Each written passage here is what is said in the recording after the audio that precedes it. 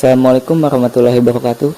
Perkenalkan, kami dari kelompok 1. Di sini saya sebagai perwakilan di kelompok 1 akan mempresentasikan mengenai praktikum 7 dan 8. Prosedur kerja praktikum 7, injeksi volume besar, infus natrium bikarbonat.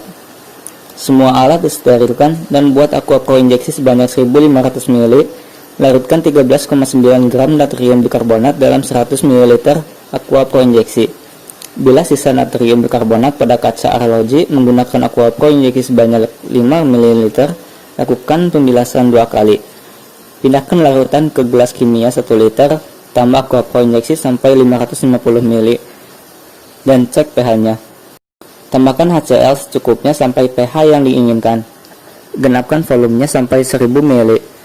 Masukkan karbon adsorben ke dalam larutan, kemudian panaskan di hot plate pada suhu 60 derajat sampai 70 derajat Celcius selama 15 menit. Larutan kemudian disaring selagi hangat menggunakan kertas saring ke gelas ukur 500 ml. Sediaan disaring dengan membran filter ukuran 0,45, dimasukkan dalam flakon 500 ml. Sediaan yang telah dikemas lalu dialirkan gas CO2 untuk menghindari perubahan menjadi natrium karbonat. Sediaan yang telah dikemas dibawa ke ruang gray arean untuk disterilisasi akhir. Praktikum 8, evaluasi injeksi volume besar. Evaluasi fisika. Yang pertama, uji bahan partikulat. Dilakukan dengan cara memanfaatkan sensor penghamburan cahaya atau dengan pengujian mikroskopik dengan menghitung bahan partikulat subvisible setelah dikumpulkan pada penyaring membran mikropori. Penetapan pH.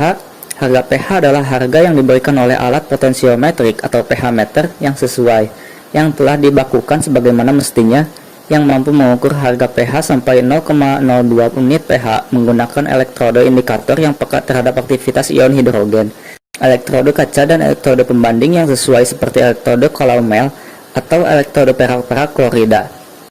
Uji kejernihan dilakukan dengan menggunakan latar belakang putih dan hitam di bawah cahaya lampu untuk melihat ada tidaknya partikel viable.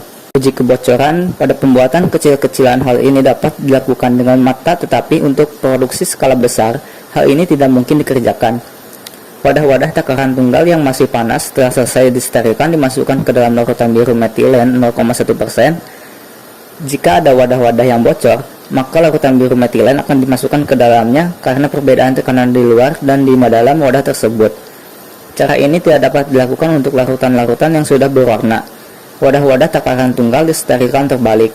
Jika ada kebocoran, maka larutan ini akan keluar dari dalam wadah. Wadah-wadah yang tidak dapat disterilkan, kebocorannya harus dipersiksa dengan memasukkan wadah-wadah tersebut ke dalam eksikator yang divakumkan. Jika ada kebocoran akan diserap keluar. Uji kejernihan dilakukan dengan menyinari wadah dari samping dengan latar belakang warna hitam dan putih. Latar belakang warna hitam dipakai untuk menyelidiki kotoran-kotoran berwarna muda, sedangkan latar belakang putih untuk menyelidiki kotoran-kotoran berwarna gelap.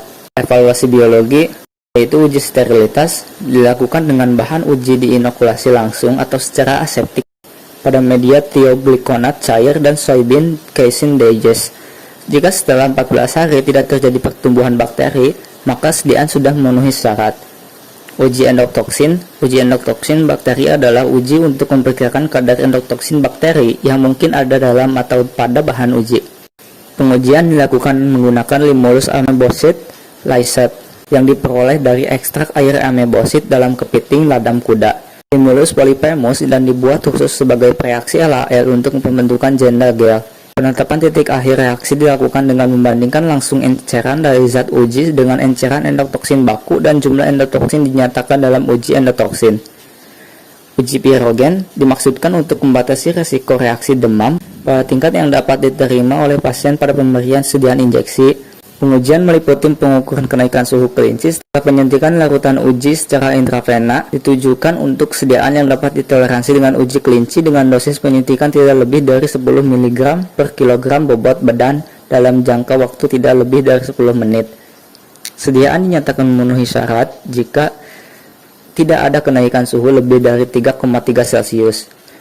Penerapan potensi antibiotik untuk memastikan aktivitas antibiotik tidak berubah selama proses pembuatan larutan dan menunjukkan daya hambat antibiotik terhadap mikroba. Uji potensi secara mikrobiologi dapat dilakukan dengan 2 metode, yaitu metode lempeng dan metode tabung. Metode lempeng yaitu digunakan pada media padat yang pada permukaannya telah diinokulasikan mikroorganisme uji sensitif terhadap antibiotika yang secara merata.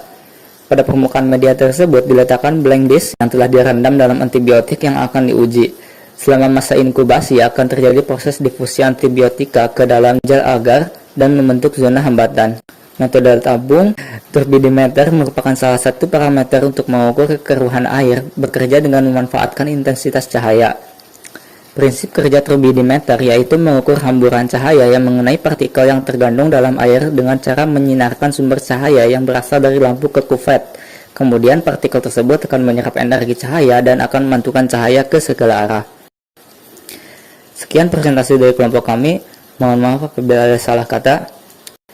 Terima kasih atas perhatiannya. Wassalamualaikum warahmatullahi wabarakatuh.